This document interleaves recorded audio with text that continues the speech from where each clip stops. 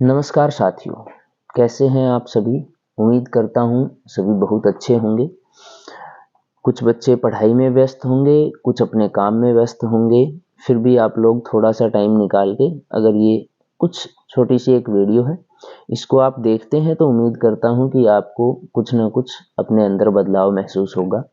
देखिए, आज हम दो चीज़ों को लेकर बात करेंगे। एक तो अभी एसएससी जीडी का नोटिफिकेशन है, क्योंकि मेरे साथ जो बच्चे कनेक्टेड हैं मोस्टली वो पढ़ने वाले बच्चे हैं, कंपटीशन एग्जाम की तैयारी करने वाले बच्चे हैं। तो एक तो एसएससी जीडी का न्यू नोटिफिकेशन आया है, उसके बारे में कैसे क्या कुछ है, क्या होगा, वो सब हम चर्चा का विषय रहेगा।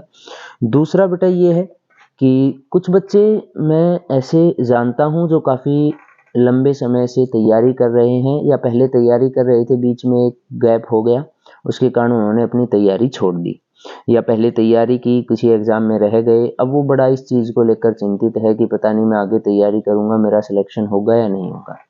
देखो, दो तीन बातें होती है बेटा। सबसे पहले आपको अपने ऊपर विश्वास होना चाहिए।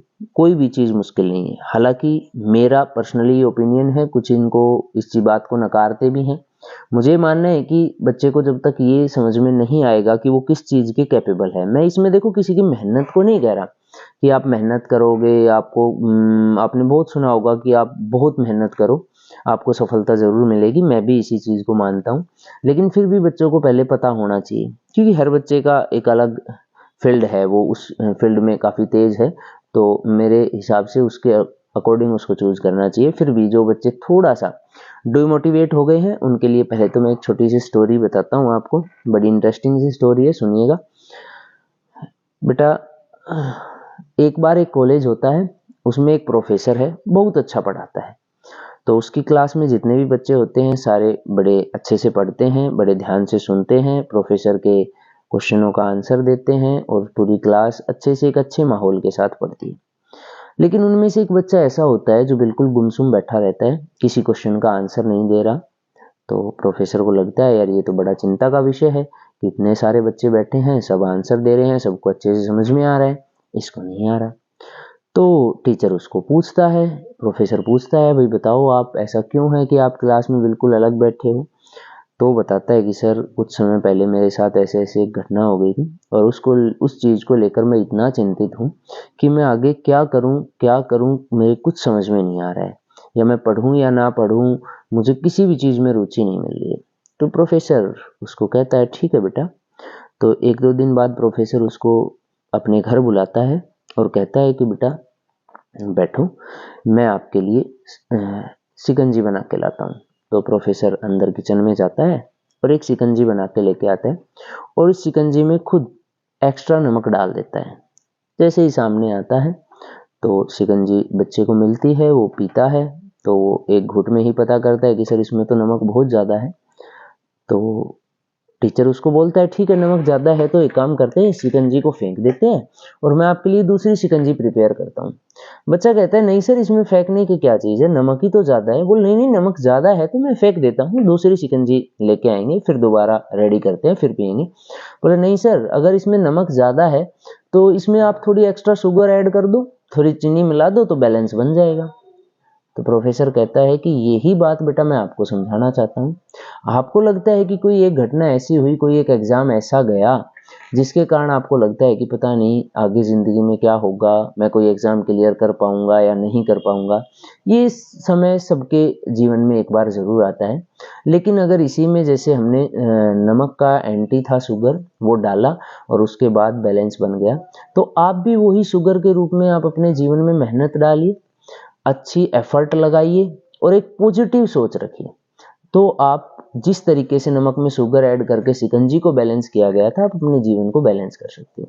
वो एक समस्या जो है वो नमक के भांति है, जो अगर आपके जीवन में आ गई तो इसका मतलब ये नहीं है कि आप आगे कुछ नहीं कर पाएंगे। आप कड़ी मेहनत करें और इस चीज को बैलेंस बनाए। तो किसी भी बच्चे को ना डिमोटिवेट नहीं होना है। कभी भी ये नहीं होना चाहिए कि आप डिमोटिवेट हो गए और आपको ये लगने लगे कि आगे मैं ऐसा नहीं कर पाऊंगा। चलो, अब आते हैं बेटा अपना सेकंड सेक्शन, एसएससी जीडी। देखो, एसएससी ने कैलेंडर जारी कर रखा है हर साल एसएससी जीडी की वैकेंसियाँ आती हैं, लेकिन पिछले ईयर से कंपेयर करोगे तो कुछ वैकेंसियाँ कम है। हालांकि उम्मीद ये थी कि काफ़ी सारी वैकेंसियाँ आएंगी, लेकिन फिर भी कम वैकेंसियाँ आई हैं। कोई बात नहीं, हमें तो सिर्फ एक वैकेंसी का इंतज़ार है, एक वैकेंसी चाहिए। और जो इस संकल्प के साथ मेहनत करेगा कि अगर एक वैकेंसी भी हुई तो मेरा सिलेक्शन हो जाएगा, तो मेरे अकॉर्डिंग उसके सिलेक्शन को कोई रोक भी नहीं सकता। बेटा एसएससी जीडी का अभी 31 दिसंबर लास्ट डेट है, और शायद पेमेंट की डेट 1 जैन है। तो आप वहाँ तक अपना फॉर्म फिल करें अच्छे से, किसी भी साइबर कैफ़े पे जाएं तो अपना फॉर्म बैठ के फिल कराएं।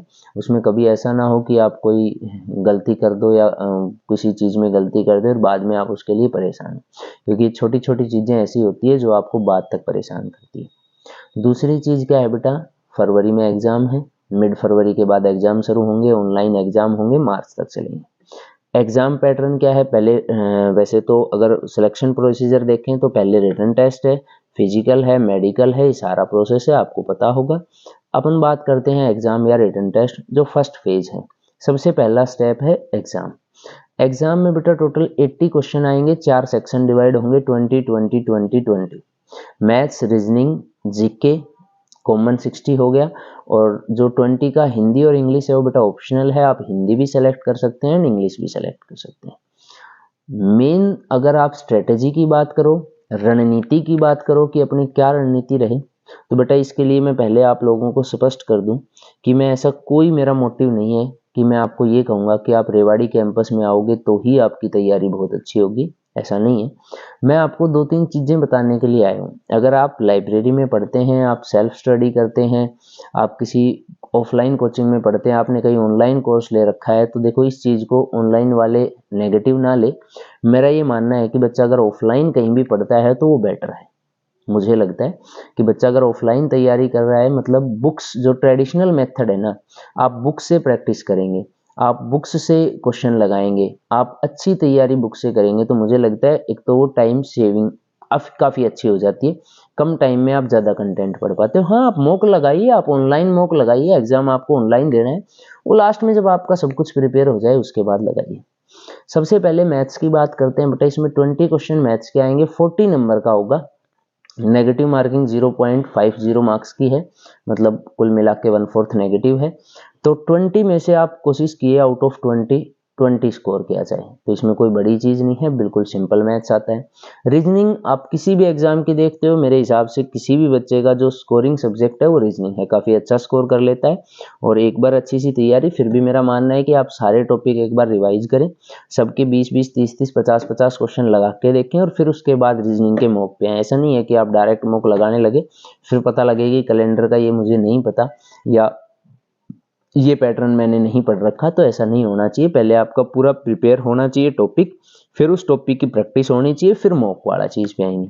जीके में बेटा आजकल history, polity, geography, economics, Delhi police के अभी एग्जाम चल रहे हैं, तो उसमें क्या हुआ, जीके में किसी शिफ्ट में तो हिस्ट्री के क्वेश्चन अच्छे आ गए, किसी में पॉलिटी के ठीक आ गए, किसी में ज्योग्राफी के आ गए। लेकिन कुछ शिफ्ट ऐसी रही जिसके अंदर बेटा क्वेश्चन जो है ना वो आपसे पूछे गए किससे रिलेटेड, वो क्वेश्चन आपके आए बेटा स्टैटिक जीके के, करंट अफेयर के। तो आप उनको भी रेगुलर पढ़िए। आर्ट एंड कल्चर वाला हो गया, ये सारी चीज़ें आप पढ़िए। मतलब आप अपने अकॉर्डिंग, पहले आपके पास एक पूरा पोर्टफोलियो होना चाहिए कि मुझे जीके में ये चीज़ें पढ़नी है, रीजनिंग में ये पढ़नी है, मैथ्स में ये पढ़नी है।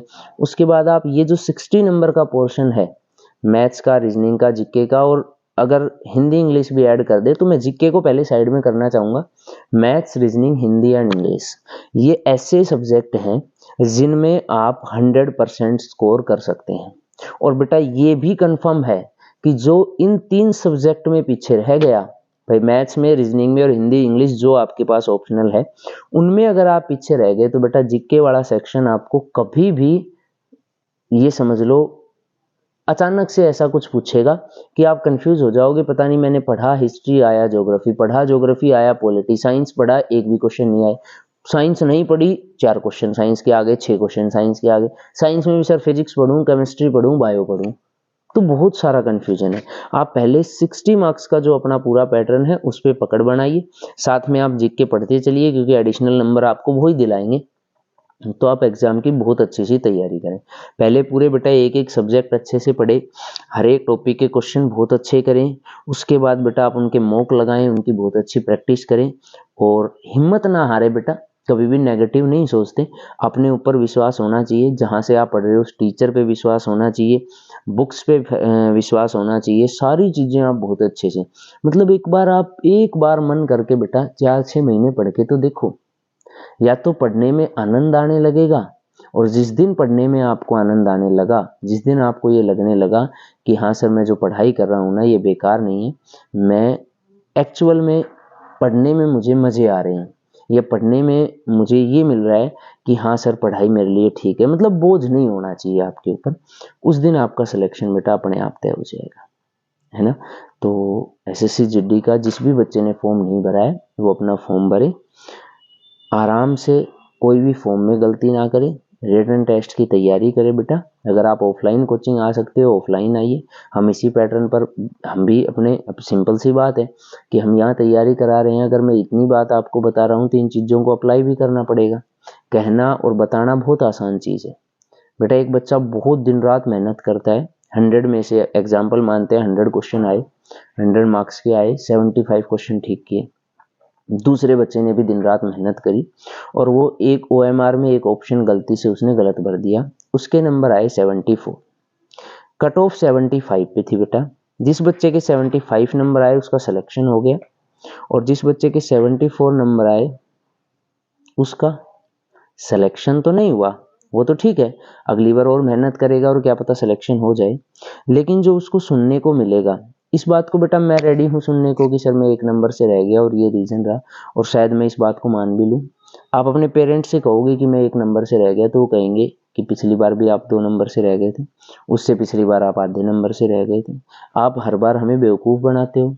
आप अपने किसी दोस्त से कहो कि अब की बार मेरा लिस्ट में नाम नहीं आया, वो भी आपको बोलेगा भले ही नहीं, अपने मन में सोचेगा, उसको तो बड़ी खुशी होगी कि ठीक है नहीं लगा, सही बात है। तो आप थोड़ा सा बेटा बहुत अच्छी मेहनत करें और सारी गलतियों को सुधारते हुए अपने एग्जाम की प्रिपरेशन करें। बस यही 2 बातें आपसे साझा करनी थी। Thank you.